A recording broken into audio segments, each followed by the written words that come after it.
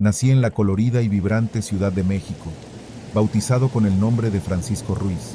Desde que tengo memoria, siempre he querido ser militar. Mis primeros recuerdos están llenos de soldados de juguete y dibujos de hombres con uniformes militares. Mis pequeñas manos intentando capturar la fortaleza y la valentía que veía en ellos. Crecí en una familia amorosa y unida que siempre apoyó mis sueños. Mis padres, ambos maestros, me inculcaron la importancia del compromiso, la disciplina y la dedicación. Mi madre a menudo me encontraba despierto hasta tarde, dibujando planes de batallas y tácticas militares con mis crayones. Mi infancia fue marcada por un evento que cada año esperaba con impaciencia: el desfile del Día de la Independencia. La anticipación de ver a los militares marchar por las calles de la Ciudad de México con sus impecables uniformes, la disciplina y el orgullo que desprendían, me daba mucha emoción. Cada desfile me hacía saber que mi deseo de unirme a ellos algún día era completamente real. Al crecer, mi interés por la milicia no disminuyó, al contrario, se fortaleció. Estudié con diligencia, sabiendo que para ingresar a la academia militar necesitaba excelentes calificaciones y un estado físico óptimo. En mis años de adolescencia, equilibré mis estudios académicos con entrenamientos rigurosos, y mi esfuerzo valió la pena cuando fui aceptado. Actualmente tengo 73 años. Hace muchos años en mi juventud, después de todo el esfuerzo, dedicación y emoción que le había puesto a mi más grande sueño, por fin estaba en el ejército militar, sirviendo a mi país. Había cumplido uno de mis sueños y mis padres estaban sumamente orgullosos y tenían mi nombre en alto. Fueron buenos tiempos. La vida era diferente, aunque era demandante ser soldado. Al principio me costó subir de rango, pero gracias a mi esfuerzo y las múltiples misiones que iba cumpliendo, logré ir subiendo poco a poco. Había hecho grandes amigos, tanto soldados como superiores, que aunque eran muy estrictos, siempre estaban para ayudarnos a los de menor rango a crecer, a ser disciplinados y a cumplir con nuestro deber con orgullo. Por fin era yo quien estaba en uno de esos desfiles que veía con tanto gusto de niño. Ahora veía a los pequeños emocionarse cuando me veían pasar, y esa era una gran recompensa por todos los sacrificios que había hecho para llegar a donde estaba. Pese a que me habían enseñado a ser fuerte, valiente y tener coraje al ser tan joven, esto era complicado y más cuando se trataba de vidas humanas. Pero siempre traté de mostrarme fuerte, aunque en una ocasión sí me fue muy difícil. Sucedieron muchas cosas en aquellos años, pero recuerdo principalmente muchas cosas extrañas. Tengo mucho por contar, pero por el momento narraré una de las que más impactado me dejó. Comenzaré contando que era el año de 1970 y me encontraba sirviendo como soldado raso en las filas del ejército mexicano. Explicó que es un soldado raso para que me entiendan mejor. Bueno, es el rango más bajo en el ejército y generalmente se refiere a aquellos que acaban de unirse a las Fuerzas Armadas o que no han ascendido en el escalafón militar. Era muy joven aún así que no tenía mucho de mi incorporación al ejército, y como parte de una de mis primeras labores, a mí y a mi pelotón nos habían encomendado la misión de reforestar las laderas escarpadas del Monte Bravo, en la Sierra de Arteaga, en el estado de Coahuila. El cometido parecía sencillo, no era más que plantar varios árboles, específicamente pinos. Parecía una misión más y ya, pero no fue así. El sol de aquella mañana aún se encontraba muy arriba. El fresco amanecer comenzaba a rendirse ante los primeros destellos. Nos encontrábamos en la tarea de repartir los pequeños pinos que habíamos traído para repoblar la zona. Unas horas después de plantar los pinos algo cansados, cada uno de nosotros llevaba una caja de plástico vacía, donde antes habían estado los pequeños árboles. Las cajas ya en ese momento no servían más que para protegernos del frío y la humedad del suelo. El aire se llenaba con el olor fresco y ligeramente amargo de los pinos jóvenes, y el murmullo de mis compañeros se mezclaba con el sonido del viento entre las ramas. Un rato después, sin previo aviso, a eso de las 11 de la mañana, el cielo se oscureció ligeramente y una fina llovizna comenzó a caer sobre nosotros. En ese lugar, en la Sierra de Arteaga, la lluvia nunca es solo agua. Cada gota parecía como un pequeño fragmento de hielo que se estrellaba contra nuestra piel. Era normal para el clima de esa región. Poco después la lluvia se intensificó, el sol se escondió y el cielo se tornó de un tono grisáceo casi negro. Buscando refugio, comenzamos a dispersarnos, buscando la protección de los altos pinos que poblaban el terreno. Los árboles en esa zona son altos y robustos. Sus ramas se extienden en un laberinto que es perfecto para los pájaros, ardillas y otros animales. Nos quedamos bajo ellos, esperando a que la fuerte lluvia pasara. Recuerdo haber mirado hacia arriba, viendo cómo las agujas de los pinos se movían con el viento. Aparte de eso tenía mucho frío, porque aunque estábamos bajo los árboles nos estábamos mojando. Yo me encontraba junto a mi cabo, un hombre llamado Jorge Castillo. Era humilde y disciplinado, originario de un pequeño pueblo de Oaxaca. Sin embargo, algo en mi interior me impulsó a buscar refugio en otro lugar. Era una sensación como de mal presentimiento. Le dije a mi cabo que buscaría otro árbol para cubrirme. No hubo palabras entre nosotros, solo un asentimiento antes de que me alejara. Aquel acto, que parecía tan simple en aquel momento, se convirtió en algo que salvó mi vida. Distanciándome de mi cabo, me dirigí hacia un árbol de pino solitario que se encontraba a unos 30 o 40 metros de distancia. Aunque la lluvia caía con mayor intensidad, sentía un extraño sentido de calma mientras me adentraba en la espesura. El suelo estaba cubierto de una capa espesa de hierba mojada. Cada paso que daba era seguido por el sonido crujiente de la vegetación bajo mis botas. Fue en ese momento, justo cuando me encontraba a medio camino entre el primer árbol en el que me refugié y el nuevo, cuando el mundo entero pareció detenerse. Un estruendo ensordecedor resonó en el aire, un ruido tan fuerte que parecía venir de todas las direcciones a la vez. El impacto de la onda de choque me lanzó al suelo. Aterricé entre la hierba, mi cuerpo entumecido por la sorpresa y el miedo. El grito de mis compañeros llenó el aire, mezclándose con el eco del trueno. Todos estábamos tirados en el suelo, aturdidos y asustados. Estaban pidiendo ayuda, gritando que un rayo había caído. En medio de la confusión, la realidad de lo sucedido comenzó a aclararse. El rayo no nos había golpeado a todos, sino que había impactado en el árbol donde mi cabo se había quedado, el árbol del que me había movido. Aterrorizado, intenté levantarme y correr hacia él, pero varios de mis compañeros me sujetaron. Me dijeron que no fuera, porque habían escuchado que donde cae un rayo, vuelve a caer otro. Pero las palabras parecían distantes y borrosas, ahogadas por el latir ensordecedor de mi corazón en mis oídos. Mi mente estaba fija en mi cabo, en el hombre que había quedado solo bajo el árbol donde yo debía haber estado. Las lágrimas se mezclaban con la llovizna en mi rostro, mientras luchaba por liberarme de las manos que me retenían. Pero por más que luchaba, no podía moverme. Cada grito, cada sollozo era un reflejo de la impotencia que sentía. La tristeza me inundaba como una marea, golpeándome con la realidad de lo sucedido. Mi cabo, un hombre humilde y disciplinado, había sido golpeado por un rayo a plena luz del día. Los otros soldados me miraban con asombro y confusión. Me preguntaban que cómo era posible que estuviera ahí, si me habían visto en el mismo árbol que el cabo Jorge. La simpleza de su pregunta solo servía para acentuar la complejidad de mi dolor. Les respondí entre sollozos, que no sabía qué me había hecho cambiar de opinión, pero que lamentaba haberlo dejado bajo ese árbol. Algunos de ellos me dijeron que gracias a Dios me había quitado a tiempo, si no ya no estaría para contarlo. En aquel momento la lluvia pareció cesar, dejando solo el sonido de mis sollozos y el murmullo de mis compañeros. Mi corazón estaba roto. Mis pensamientos eran un enorme remolino de confusión y remordimiento. Me acerqué a pesar de los gritos de mis compañeros y revisé su pulso para ver si aún tenía signos de vida, y les grité que aún seguía con vida. Su corazón aún latía. En ese momento crucial, enfrenté una decisión de vida o muerte, pues sabía que la vida de mi cabo estaba en mis manos, ya que ninguno de los otros militares quería acercarse. Mis instintos me guiaron hacia la valentía que te enseñan en la escuela militar, dejando a un lado las advertencias de los soldados que me rodeaban. Con un corazón acelerado y manos temblorosas, me acerqué al cabo Jorge, cuyo rostro estaba cubierto de hollín.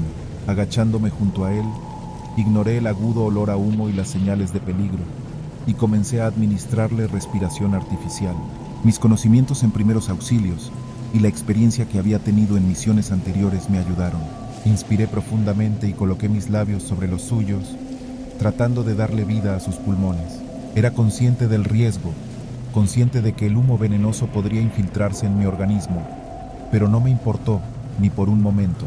De verdad, de todo corazón quería salvarle la vida, pero cuando me di cuenta ya no había signos vitales, ya no latía su corazón, y en ese momento mis lágrimas cayeron. Había hecho una gran amistad con el cabo Jorge. Era una persona que definitivamente no merecía esa muerte. Había sido un buen hombre y había servido al país siempre con la frente en alto.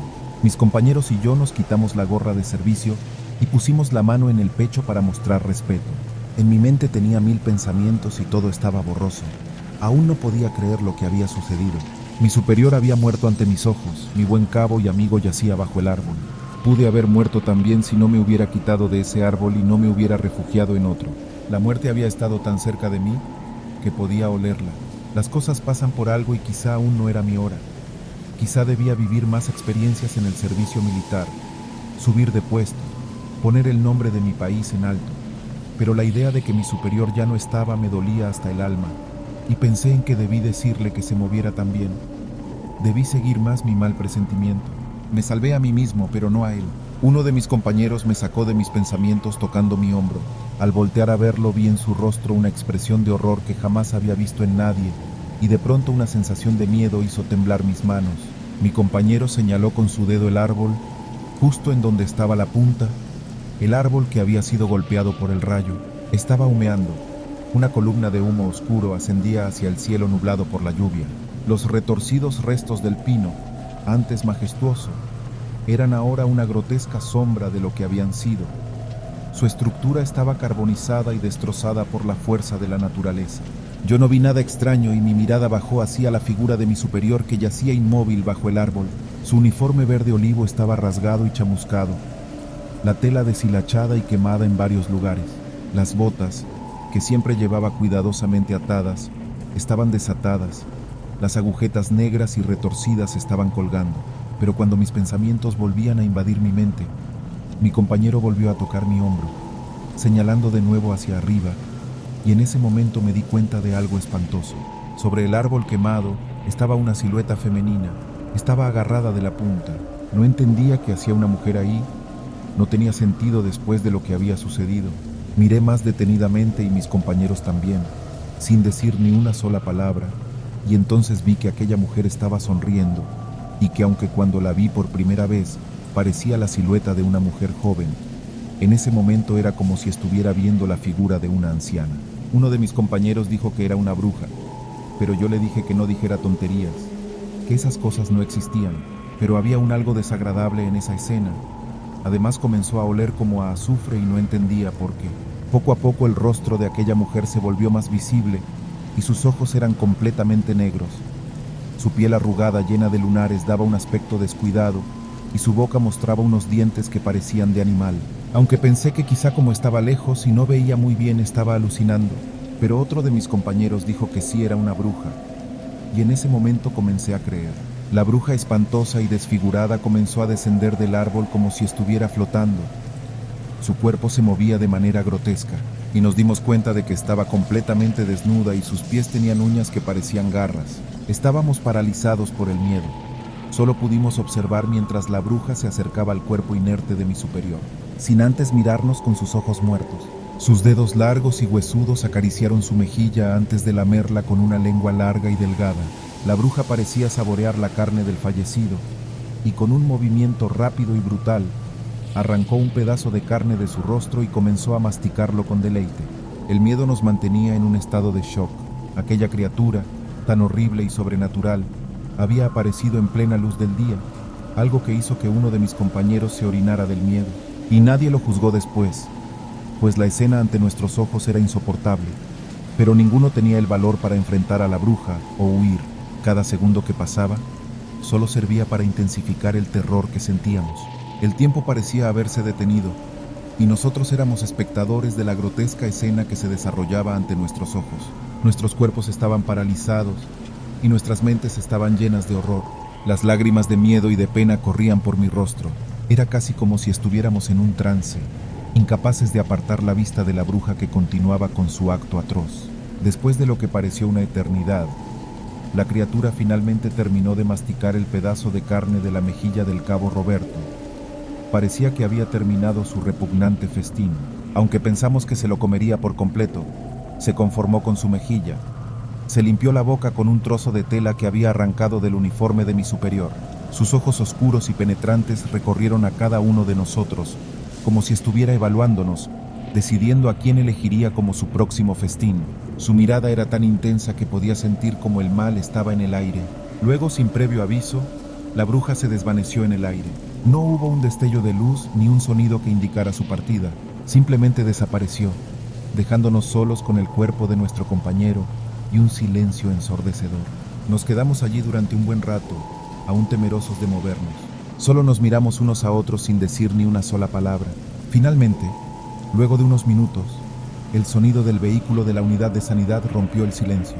La llegada de ayuda, aunque tardía, pareció romper el trance en el que estábamos. Pero incluso con su llegada, no podíamos quitarnos la sensación de terror que nos había dejado la asquerosa bruja.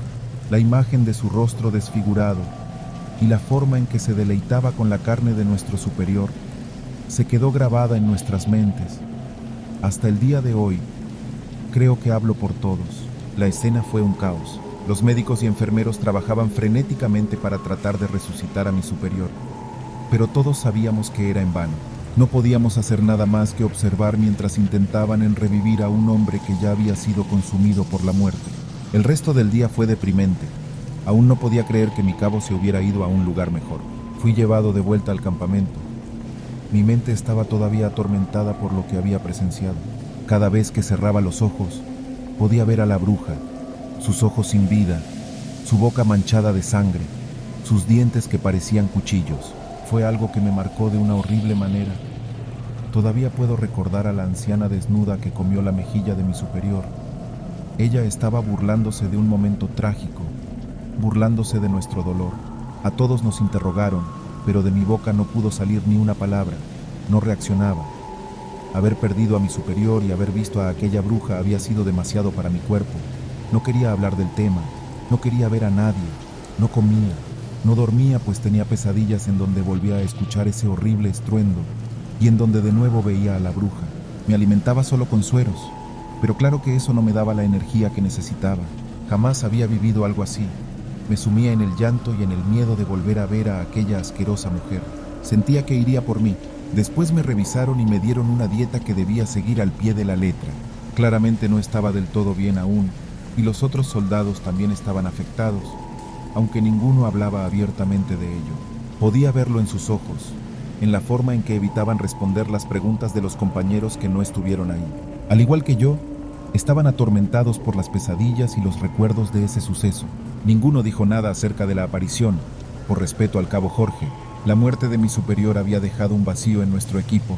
Era alguien que siempre nos había alentado a ser mejores, a amar nuestro trabajo, a respetar y a honrar a nuestro país. Siempre estaba dispuesto a ayudar y aconsejar a los soldados más jóvenes. Su pérdida fue un duro golpe para todos nosotros, una pérdida que se sentía aún más por las circunstancias de su muerte. A medida que pasaban los días, me encontré luchando no solo con el duelo por la pérdida de mi superior, y aunque intenté seguir adelante, el miedo y el duelo me perseguían. Eran sin duda un fantasma que me recordaba constantemente del terror que había presenciado en el Ajusco. Mi familia se preocupó cuando supo lo que había pasado, pero se alegraron de que estuviera bien. La verdad, fueron meses muy difíciles, donde me ponía a pensar que quizá a mí también tenía que haber matado el rayo, porque solo un minuto antes estaba ahí al lado de mi cabo, pero mi sexto sentido me dijo que me moviera, si no, no podría estar contando esto. Durante mucho tiempo cualquier ruido que escuchaba pensaba y sentía que era un rayo. Es importante destacar que incluso en la actualidad, el miedo que me invade al contemplar los relámpagos es inmenso, pues soy plenamente consciente de que cualquier acto fatídico podría ocurrir en un abrir y cerrar de ojos. Desde niño había querido pertenecer al servicio militar, pero jamás me imaginé que viviría algo así, y en esos años pienso que todo era más complicado. Después de mucho tiempo desde que pasó todo, y de preguntarme por qué había aparecido ese espectro, llegué a la conclusión de que a lo mejor esa bruja vivía en aquella región, y al saber lo que había sucedido, había ido hasta ahí para aprovechar la situación y alimentar su asqueroso cuerpo. En fin, los años pasaron y todo mejoró. Me enviaron a muchas más misiones, y siempre traté de seguir los consejos de mi cabo Jorge. Fui creciendo de puesto hasta que a los 55 años me retiré voluntariamente de servicio para poder disfrutar mi vida de una manera más tranquila. Pero nunca olvidaré todas las experiencias en mis años como soldado y claro, jamás olvidaré al cabo Jorge. Autor Liz Rayón. Si esta historia ha logrado acelerar tu pulso y quieres sumergirte aún más en los abismos más oscuros de la noche, te desafiamos a unirte al canal Criaturas de la Noche.